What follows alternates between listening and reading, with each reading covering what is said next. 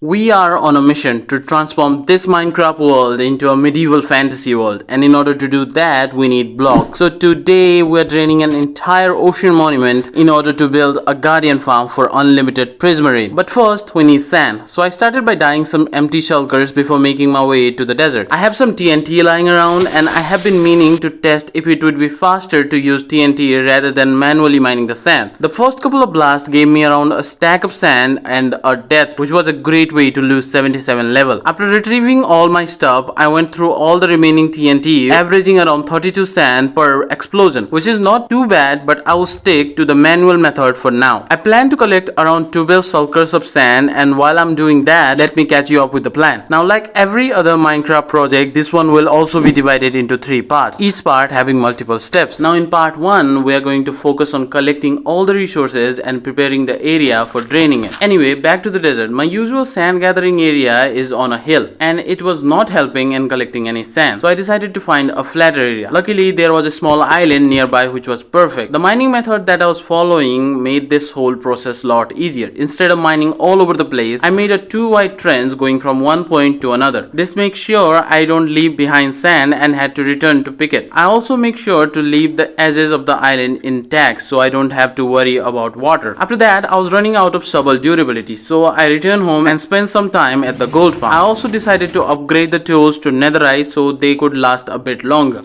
The first thing I noticed after returning to the desert was 4 out of 12 shulkers were missing. They might have glitched out when I left the area. Luckily only one of them was filled with sand, so I didn't worry about it too much. I eventually filled the remaining shulkers with sand and left the island looking like an unfinished maze. After I returned home, I smelted few of the shulkers of sand into glass using our trusted smelter and saved the rest for any future use. With the glass sorted, the next step is to find and clear a monument. I used chunk base to locate a nearby ocean temple and then made a nether tunnel to the location. Unfortunately, the portal opened up in a cave right below the monument, meaning the moment I tried to make my way up, I got mining fatigue. So I flew around the cave trying to make distance between me and the guardian. Afterward, I waited for the effect to run out before mining my way out. After emerging on the surface, I flew to a nearby beach to find a buried treasure for a heart of the sea to craft a conduit. Having a conduit in hand will completely change the pace of the project and make my life a lot easier underwater. After getting the heart, I crafted it into a conduit using the nautilus cells that I definitely didn't have to return home for. Now that I don't have to worry about drowning, I can finally take down the monument. I started by setting the conduit at the entrance. Afterward, I used TNT to make my way to the Elder Guardians. With a clear access to the Guardian and the conduit, it was not that hard to navigate through the labyrinth. With the Elder Guardian gone, the next logical step is to look for sponge, and luckily this monument had 2 of those rooms, giving me more than a stack of sponge. Now that we don't have to worry about mining fatigue, we can finally start working on the project itself. Okay, the first thing that we're going to do is mark a 101 by 101 area around the monument.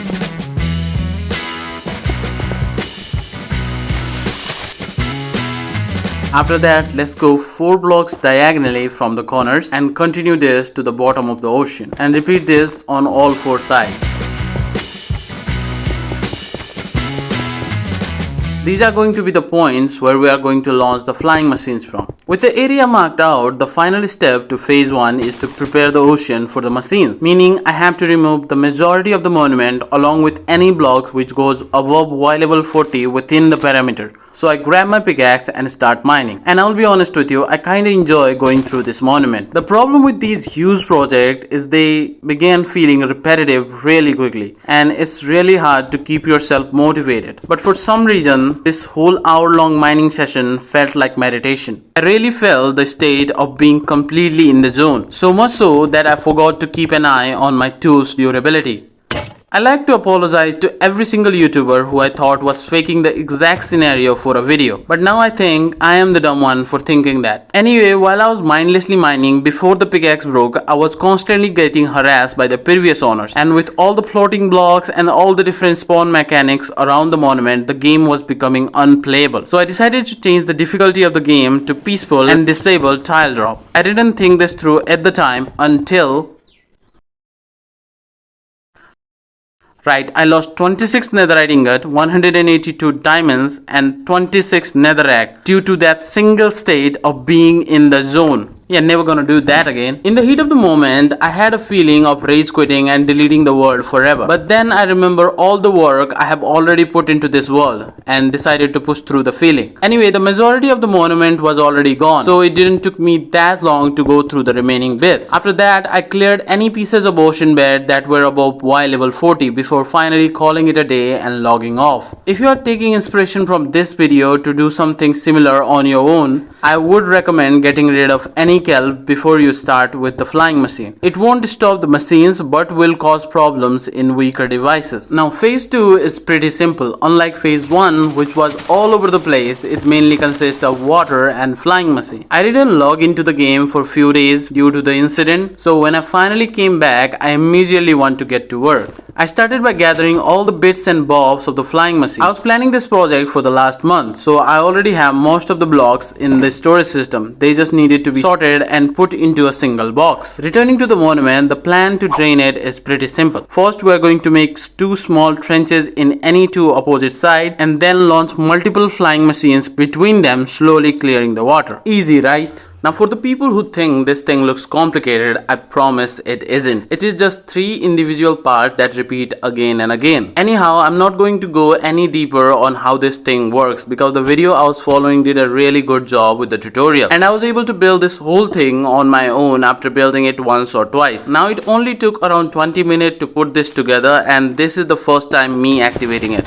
Oh my god, this is amazing. This entire section was drained in less than a minute. This is insane. With the first trench done, I moved to the opposite side to build the second flying machine. This time I was a bit quicker with all the block placement, and I also managed to create a system to more effectively place observers and pistons. Now that we have trenches on both sides, we can finally start working on the main thing. I started by making a new flying machine with whatever block I was left with after building the first 2 machines. I really wanted to know how big I could go with these things before my phone exploded. So this first launch is like a trial run. I only built this thing around 30 blocks wide before letting it go. And apart from few leaks in corners and few of the bottom layer not being drained, everything went fine.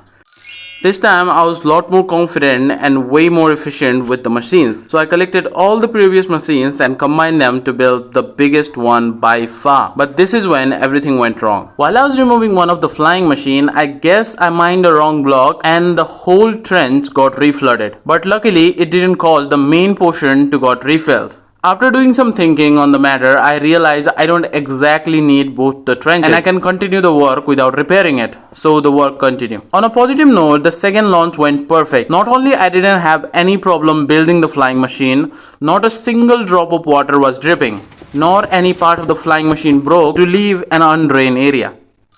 This was a complete opposite of launch 2. Everything that could go wrong went wrong. First, I misplaced one of the piston, causing a small portion of the flying machine to left behind. And then due to all these kelp breaking at the same time, increased lag, completely preventing the machine to drain more than half of the area. Anyway, I was really scared that this entire area will reflood itself like earlier. So before I get back to draining the water, I want to build the wall first. And thanks to my planning, I already have the material waiting to be placed. Now due to how things went, the previous marking are already gone. So I started by re-outlining the whole 101 by 101 area, and after the first layer of glass was placed, everything is just mindlessly placing blocks.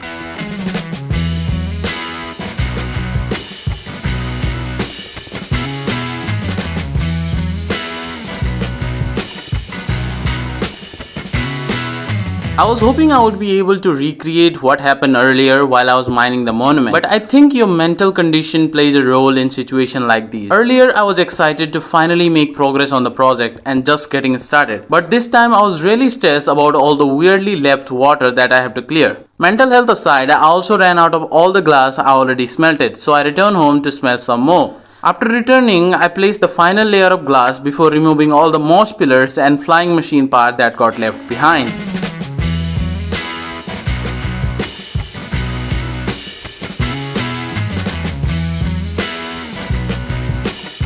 Now that I don't have a reason to worry about, I could finally remove all the remaining water. I began by removing the huge water wall created due to them being in between two machines. Removing the column did remove lots of weird bit, making my life a lot easier. After that, I started working on the remaining water. Up until this point, I thought this thing only works if it is completely underwater. But for some reason, I decided to fiddle with it and realized it doesn't need to be like that. And this made playing with even blocks lot easier. Now that I have glass in place, I could not place the machine directly to the wall, meaning I can finally use sponge. Apart from that, it is just same old same old. Montage time!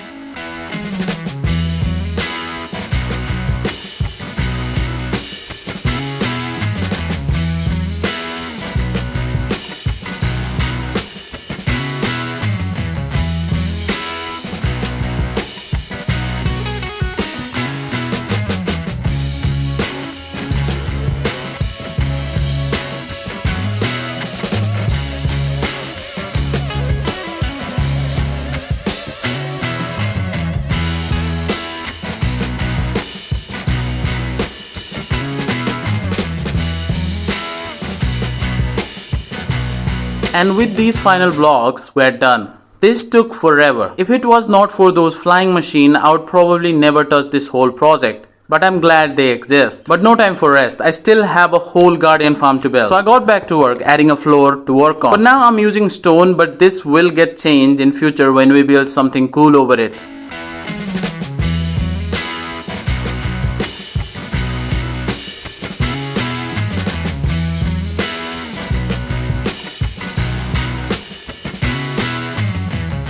Anyway, this took another hour or so of work, but with this done, we can finally work on the farm. Now again, I'm following another tutorial by Silent Whisperer, which is linked in the description. I already have most of the item needed to build the farm, apart from few tridents and packed ice. Tridents are not that hard to get, thanks to my trident farm. The packed ice is the real problem. The only cold biome that I know of is the mountain behind my starter house, and I was not going to build an ice farm there. Luckily, when I checked the seed on chunk base, there was a frozen ocean near the monument, and with a quick trip there, I have everything to build this thing. Again, a great tutorial by Silent Whisperer, super simple to follow and way efficient than other. I could not recommend him enough if you are building any farm on bedrock. Anyway, I was building the smallest section of the farm, so it didn't take that long to put it together. With this, now I can finally build a tree out of prismarine. Thanks for watching.